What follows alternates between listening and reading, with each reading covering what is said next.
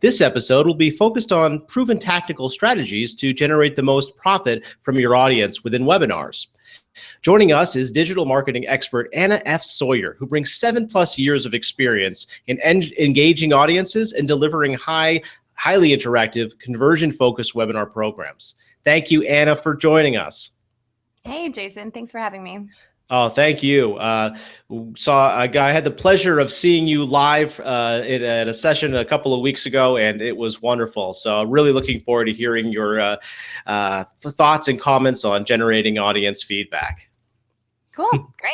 Let's go. All right, let's do this. So I guess the first question I wanted to ask you, when you're working with organizations, what are some of the most common mistakes you see when organizations deliver content through the use of webinars? Sure. So first, I'll start by saying that people come to me to basically help them fix their webinar programs. It can mean a lot of different things. Usually people are trying to generate conversions from their webinars. And conversions for people can be lead generation or sales. I think most people think of webinars as being more of a B2B type of activity, but actually a lot of people use them to kind of sell stuff on the internet as well.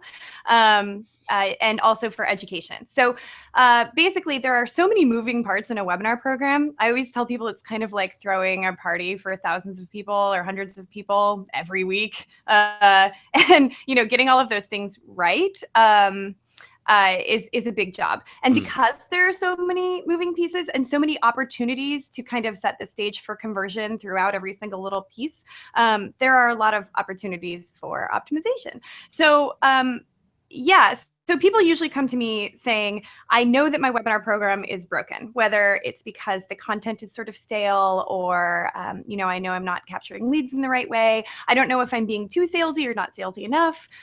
No two are the same. Excellent. And actually, right on that note, talking about the type of content and, is it too salesy or not enough salesy, et cetera.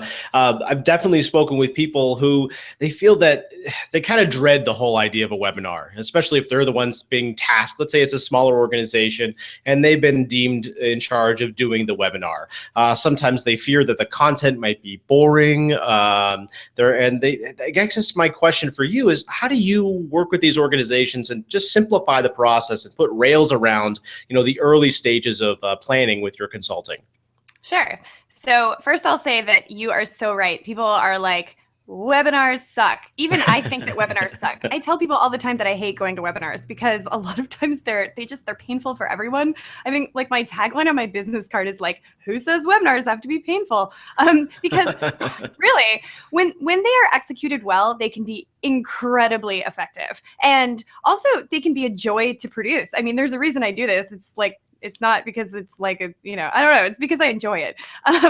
So yes, just like, to kind of set the stage. Yes, people consider webinars to be painful. A lot of times people have inherited a program that's kind of broken, meaning that the content is like, it's these old slides, like they probably don't even have the font you use anymore. You're not even sure if this message is resonating anymore. They are so much work that a lot of times people I work with are saying, we don't even really know if this is resonating with the audience anymore. So usually what I do as soon as I start talking to someone, and like I will point out that when people come to me, I say like, what's wrong with your webinar program? And they're always like, I don't know. But the very first thing I do is kind of a diagnosis. No two programs are the same. No two pieces that are broken are the same. I mean, it could literally be anything from, the conversion opportunities to the follow-up to the content itself to kind of baking in conversion opportunities.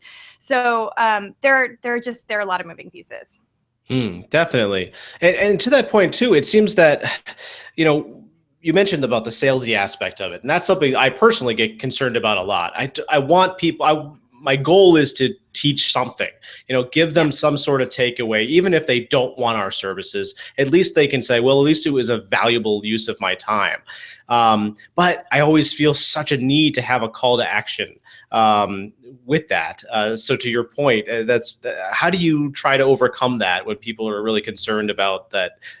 What do I do at the end? How do I make sure that these people stick with me? Sure. So I think that First, we should kind of define what a webinar is. Mm. A webinar can mean really any sort of online web education, and it could be anything from an internal training to sort of trying to provide thought leadership and value in the hopes of convincing someone that you are a thought leader in a space and therefore can be trusted. So I think we'll probably focus mostly on that type because those are most of the people who come to me. So excuse me. So let's talk about why people would have a webinar. Okay. So if you think of demand generation as essentially a trade, right? I give you something that's valuable and you give me your information so I can maybe reach out to you or talk to you or whatever. People perceive webinars as being very high value, which means that they are willing to give up a little bit more of their time and a little bit more of their information. And because they perceive webinars as being high value, it means that you kind of have to fulfill that promise. That's why the very best webinars are ones that provide information that you would not be able to get anywhere else in any other format. That's why the best webinars maybe have a guest that you wouldn't be able to hear from in any other way. I love webinars that say like, I have the CMO of some amazing company. You would never be able to interact with this person otherwise, but we're going to put this person in front of you, which is not to say that you necessarily always need some kind of sexy guest. It's just that you need to provide information that people can't get in another way. So if we have this promise delivered that we're giving people information that is something they couldn't get anywhere else, that's incredibly valuable, then we need to start talking about what your goals are for the webinar. So if your goals are to generate leads, then there's a big difference between saying these are people who are probably qualified and saying these are people who are actually ready to learn more.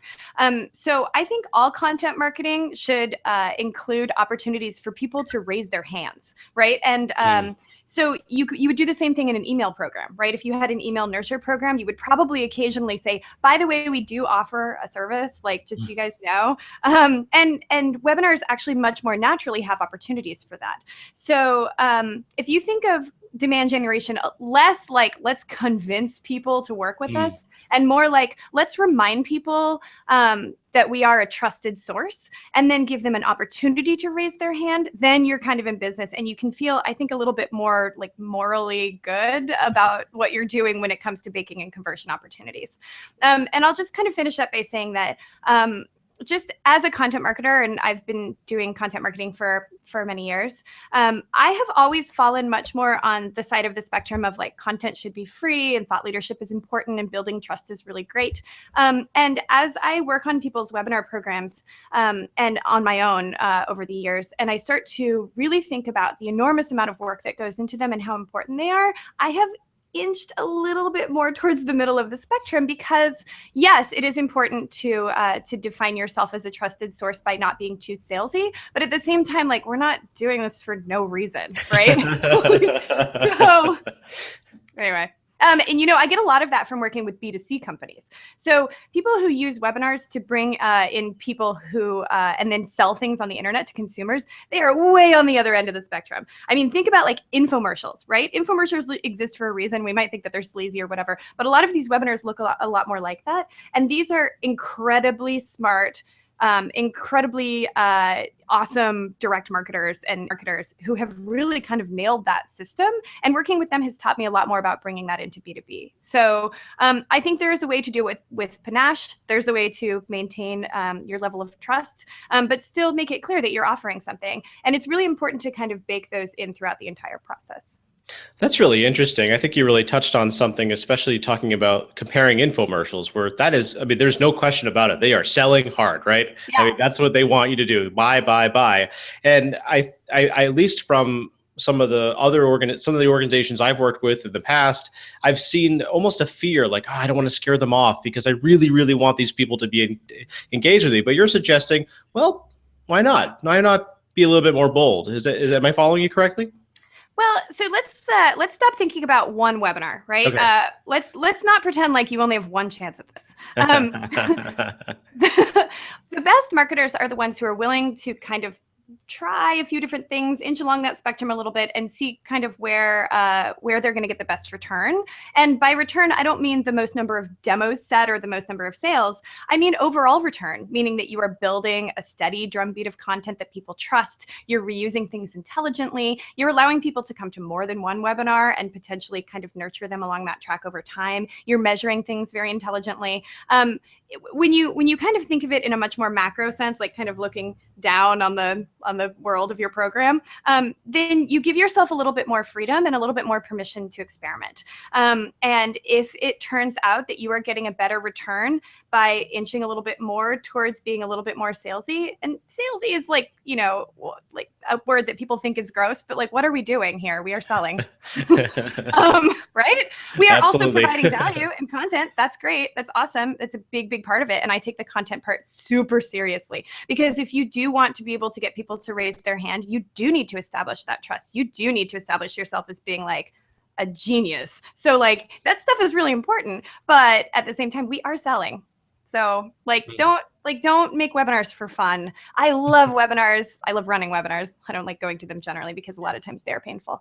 But we're not doing them. They take a good webinar takes 40 hours to create. So like, give people an opportunity to buy.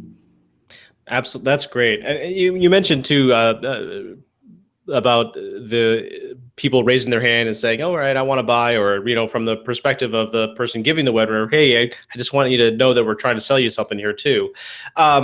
There's actually a literal sense of that too. Within webinars, you can have polls, you can have questions, feedback, and actually invite the audience to literally participate within the webinar. Do you find that that's an effective tool, or what's your response on that? Yeah, so first, let's talk about just overall webinar engagement. So I've invited a bunch of people to sign on to their computers and listen to me talk for a while, me and maybe another person. There are a lot of things that you can do to make sure that people are still watching, right? A lot of the webinar tools out there give you a metric where you can see when people click away and open up a different window. Usually Facebook. They don't actually tell you which one it is, but you're going to know that it's probably Facebook. And to decrease the number of people who click away and start looking at Facebook, there are some things that you can do to keep people engaged. One of them is to make sure that speakers don't speak for more than a minute. Maybe two. Anytime people are droning on like I am right now, you see, you see a lack of engagement, which is why I generally coach people to run their webinars much more like radio talk shows and much less like, okay, I'm going to present 30 minutes of my slides and then you can present 30 minutes of your slides. Those are the painful webinars that I'm talking about here. And then another way to get people to engage is to get them to legitimately interact. And so you can do things like polls and taking surveys and stuff. These are very effective. I would caution against a couple of things. One is having dead air while people are responding to them. You kind of have to train yourself as a presenter, and I do some presentation coaching, and you know, this is one of the things I would cover. Seems like a no-brainer, but like you see this all the time where people are like, all right, we're waiting for the results to come in, so well, okay. You need to train yourself to kind of have a little bit of a patter, right? While those results are coming in. Another thing I would caution against is when you're using your webinar software, make sure you choose a setting for revealing that doesn't reveal how low your attendance is, right? I mean, that's like a total just like lame mistake that I've seen many times, right? Because it actually doesn't matter how many people are at your webinar, right? This is something that is incredibly valuable over time. Like you never really know how you can use all these different things. So yeah, make sure you don't reveal that. And then the other thing, I guess, is just like make sure that the things that you're asking fulfill a couple of different promises for the person who's watching. One is that you should make it something they want to respond to, and then two is that you should make it something that they want to see the answers to. So that's like kind of one of the keys to engagement. And then I feel like I had one other point about this, but I can't remember it, so carry on. Oh, sure. That's okay. That's great. This is all extremely helpful. The other part of it too is, you know, we've been talking a lot about sales related content, but there are times when organizations have to speak to the organization, right? Maybe there's a new technology that's being rolled out, or maybe there's a new mission statement, or something large enough to say I need to speak to the entire team, but I can't do it in person. When you're working with organizations, how do you coach them into? Is there a shift? Is it a different type of entirely different opportunity than a selling type of webinar? I'm just curious where your take is on that. I mean, content is content. Presenting content compellingly is, I think, something that you would do whether you were doing an internal PowerPoint presentation, in front of people live, or whether you're using it for an internal training. One thing about running a training as opposed to doing like maybe sort of more of a like a demand generation webinar is that you might want to bake in opportunities for people to show that they have learned. So whether it's a poll that focuses more on people having absorbed the information, that's maybe something that you could kind of work out. But at the end of the day, what you're trying to do here is get people to be engaged, get them to learn something. It's really not that different. The main difference, I think, with a sort of sales webinar is that you are trying to give people the opportunity to realize that they actually are in fact qualified. And we can talk about some of the things that I suggest for that. I don't know if that's in your line of questions. Sure, but, please do. Please do. That'd be great. Yeah, sure. Okay, so I'm just gonna throw out kind of an example here. Let's say that you are a B2B software company. These are the companies that I think are the most kind of hot to trot when it comes to putting together a webinar program. And you want to teach your potential clients how to be better at their jobs. This is one of the most frequent types of webinars, right? Like, let's give you some actionable tips and let you talk to some experts about whatever, right? So I think it is very standard for people to say, here is all of the content. And then at the end, here's why we are qualified to tell you about it. And if you're interested in learning more, let's talk about that. So that's great. That's very standard. That shows that you know what you're talking about and it's kind of relevant. And then it shows that you have an offer. But if what my job is to do to come in and help you is to increase the number of people who convert, who ask for a demo or a sale, then I have seen a very direct correlation to giving people the opportunity to raise their hand much earlier in the process. And that doesn't even necessarily mean in the webinar. You can ask people if they want a demo on the sign-up form. In fact, extending that life cycle in general, way past just the event that you're throwing, is something that I find to be extremely important for increasing that conversion rate. And when I say that I come in and I help people by doing a diagnosis and I find all of the opportunities to optimize throughout the entire process, there are so many little moving pieces, whether it is the email invitation, the sort of pitch itself, the landing page. When you first introduce the experts who are going to be talking on the webinar, how do you introduce them to sort of set people up to go, oh, this is somebody that I want to work with in the future? And then throughout the webinar, how can you engage people throughout to let them know that this is something that they could work with in the future. And there are so many opportunities to take that content, that basic content, and just kind of pick out little opportunities to let people know that they can convert.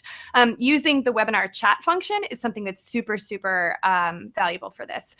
In my programs, I suggest having what I've called a chat jockey, which is just a person who sits in there full time and chats people, right? And it's not just, I understand that your sound is broken. It's also letting people know that you are a viable option for a problem that they need to solve and giving them very, very easy ways to raise their hand. And then being relatively, I don't like to use the word aggressive because everyone hates that word, but again, why are we here? But being relatively, proactive about getting people's information. So if at the end of a webinar, I can come to you and you're my boss, Jason, and I can say, hey, I got 5 demo requests. You'll be like, awesome, right? But what if I say, I got 5 demo requests and I got all of their phone numbers and I already have demos scheduled for today? That's a little bit of a different proposition, right? These are all the little things that you're going to do to increase that conversion rate over time. And it's all about baking it into that content. Well, that's really interesting too. About you mentioned at the end of the webinar, that's when you're you have this information. Do you think that there are other times during the webinar that you encourage organizations to try to grab that information? Either early, you mentioned that you introduce yourself, prove your value proposition as early as possible, or at earlier rather than at the end. I'm curious, when you see those opportunities to raise your hand and grab those audience members? Sure. I think it would be sort of, I guess it would be foolish of me to try and tell you in a sort of like mass way where you can make this kind of course. Yeah. I would just say, again, let's think of this macro view of looking down on our program and not think of it as one single event. Experimenting with all of the different ways that you can bake that conversation in is going to be your best bet. And one thing that I think people are really afraid of when it comes to experimentation, and I know that this just is like my own ideology, but is that they are afraid to go too far. But like, isn't that what experimentation is? Like, if you're like, we'll go back to I love spectrums, right? We'll go back all the way over here where you're not even telling anyone that you offer anything and its information is free, right? And then over here is like, all we do is sell. Most people these days, because content marketers don't want to be too forward, they're all the way over here and they're happy to go too far in this direction. In fact, most of them live too far in this direction, right? But like, if you're not willing to break a single egg over here, then you're never going to figure out where that line is. So I don't know, that's just my opinion. I don't like to make anyone mad, to be clear. But it turns out that people are not usually really mad if you're selling to them during a webinar, because that's the deal. Absolutely. You brought up a really good point too. I mean, when you're talking about organizations that are, when you say, okay, I finished the webinar and all right, Mr. or Mrs. Boss, here's my information. I want you, guess what? I have 5 phone numbers, 5 appointments, and, great information here. With that, how do you look at when you're working with organizations, and let's say it's the person who's signing the contract, say, I want to work with you, Anna. Where do you go? Well, here's the key performance indicators that I want to give you, or that you should be looking for from the webinar, pre-marketing campaign, post-campaign, et cetera. Like where do you really try to collect and look at when you're working with those organizations? Sure. So first I'll tell you what people are usually looking for and then what I usually tell them to look for. Okay. So people usually say, I want to get more people to come to my webinars and I want to get more people to convert. Cool. That's awesome. But let's break that down. I think it is natural to want to get more people to sign up for your webinars and more people to come. In fact, the more people that sign up for your webinars, the more people are going to come and the more people are going to convert, sort of. But you also want to make sure that you're building the right audience. So I do like to call it audience building, whether that is building a house list over time with a very steady drumbeat, or whether that is working with partners or doing media buys to make sure that you are creating the right list over time. So there's a lot that goes into that, because it's a lot of taking a look at kind of your buyer profiles and what their intrinsic values are, and whether the content kind of matches that, and whether the content takes them down the right path. Okay, so that's like a metric right there, audience building. I'm sorry, that's not a metric, but that's a thing to take a look at. Audience building is not a metric.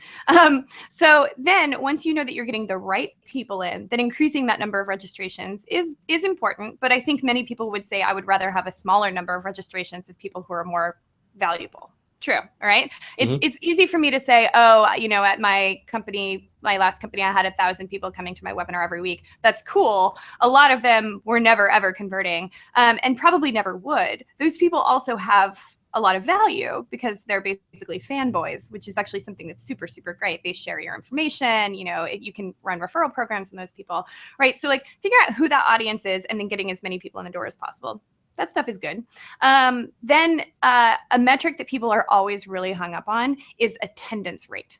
So I know from working very closely with one of the major webinar platforms, I worked with them so much that I was like a power user and they brought me in and like, I was like really involved with them. So I learned that the sort of high end of attendance rate is usually about 40% for webinars that for most webinars. But that's not really, in my opinion, a goal. I don't think it should be at all. I think that you should have exactly the same conversion rate on the people who attended as on the people who didn't attend. And I actually think that you should encourage as many people as possible to sign up who are never planning to attend. And here's why. People absorb information in different ways. Some people go to a webinar at a time and they're stoked about that. They're like, 11 o'clock tomorrow, I'm going to book that out on my calendar. Some people are like, I am never going to go to a thing at a time. But I love getting a recording and listening to it later. Or some people say, I also love getting the slides or the ebook that you're sharing or whatever. I fall very much in the other camp. Like, it is really funny. I do not like to go to people's webinars live. I do because it's research, but so if you're only focusing on getting as many people as possible to attend, you are probably missing out on language on things like your landing page. Like, if you can't make the time, sign up anyway, which is going to increase the number of registrations. And then if you can find ways to get as many of those people to convert in lots of different ways, you're going to be increasing your conversion rate overall. So this is one of those things where I feel like I tell people this and they're like, that doesn't seem right. And then they immediately go, oh no, that does actually seem quite right. So yeah, the more people you can get to, the more legitimate people you can get to raise your hand overall, the better. And then another thing that I would just look at is the conversion rate over time. Depending on kind of how your CRM works and how you measure stuff, a lot of times webinars are not a lead source anyway. They can't be a lead source because you get the people to the webinar not because of the webinar. You get them there because of media buys or ad campaigns or emails or whatever. And then the webinars themselves are the nurture tool. And so assuming that everybody is going to kind of matriculate on that very first webinar that they attend is a pretty short-sighted goal. So I would also look at your efficacy of your webinar program over time and how it fits into the rest of your nurture program. So I guess in short, I would look at the quality of the audience, the registration numbers, which are important because the more people you put in the funnel, the more, come out. And then I would try to keep the conversion rate on attendees and non-attendees the same, and then increase that overall. And then also the sort of lifetime value of an event. Interesting. I think one of the things you pointed out that really hit home for me is, really understanding who is in your list. Who are the fanboys, right? Who are the people that are participating? And even if they're not necessarily active participants in purchasing your services, et cetera, that doesn't mean that there isn't value in them. And I thought that was that's a really interesting point, and that's something that I personally am going to look into at Profound Cloud, because that's something that I don't think we do enough of. That's really interesting. Yeah, people do buyer profiles where they say, okay, these are our 3 types. These are the most valuable. These tend to be pain in the ass, but like these ones are whatever. But one other type that's out there, it's not really a buyer type, is a sort of ambassador, right? And these people may never convert, ever, ever, ever. But they'll probably come to a lot of your events and your webinars and read your stuff and comment on your blog and, share stuff with people. Those people are super valuable. For one thing, they're the ones out there tweeting excitedly all the time. But also you can reward them. Like, let's say that I'm never going to buy Profound Cloud, but like you and I are friends, right? So like, I think you're cool.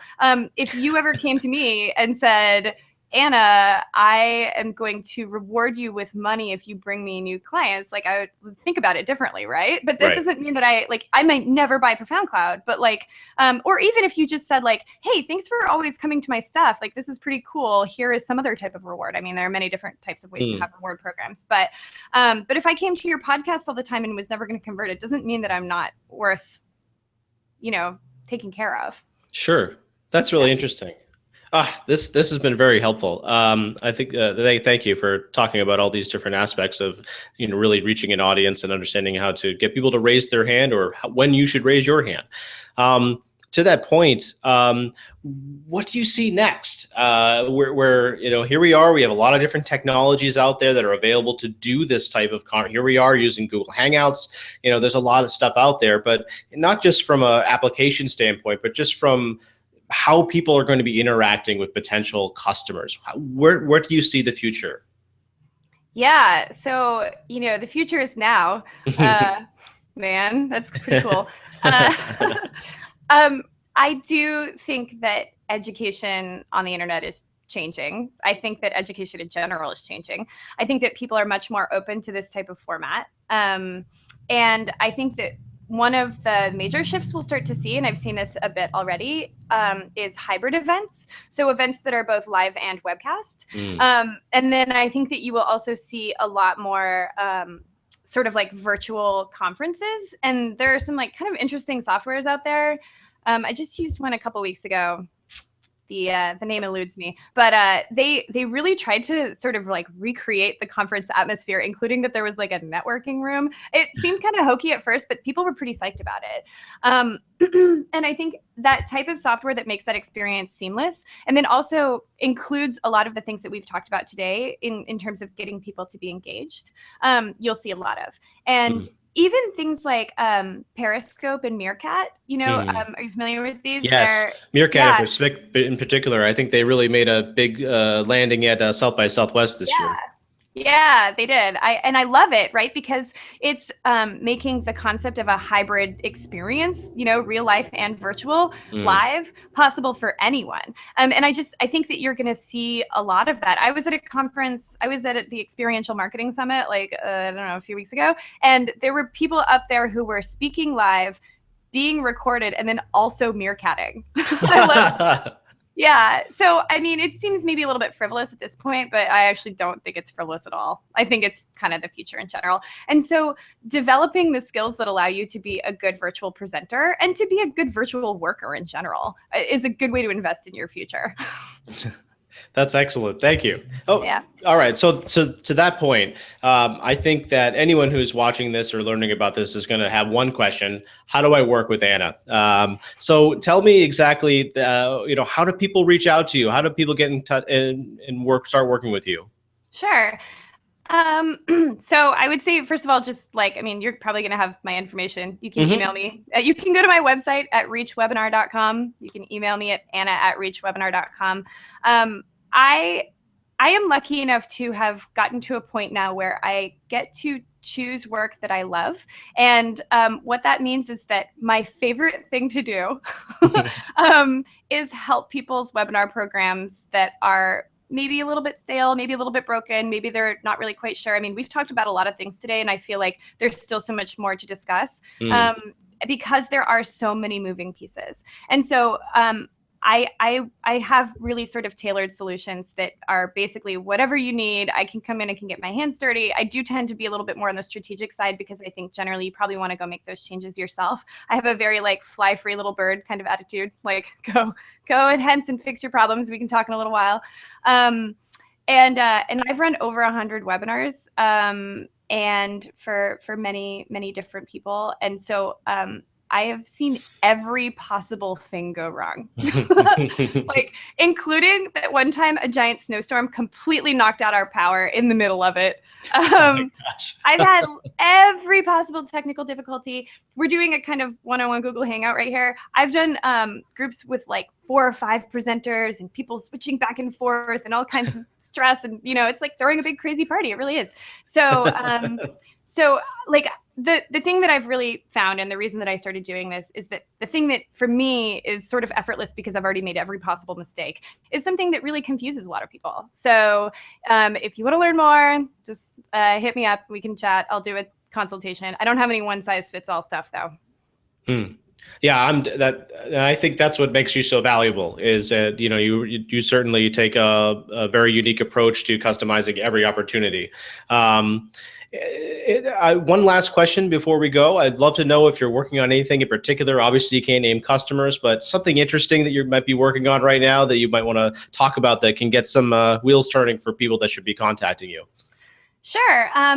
Yeah. So this is sort of one of the other things that I work on in addition to webinars, but it kind of falls a little bit into the same category. I do something called barn raising, which is sort of taking the concept of a hackathon and making it more effective. So a lot of the elements are the same. It's an event. You're getting people to collaborate. You're sharing information. So a hackathon style product release or feature release or ad campaign or whatever, the way that I run them, you kind of avoid that pain of down the road being like, yeah, whatever happened to that? That was... we came up with some good stuff that day, right?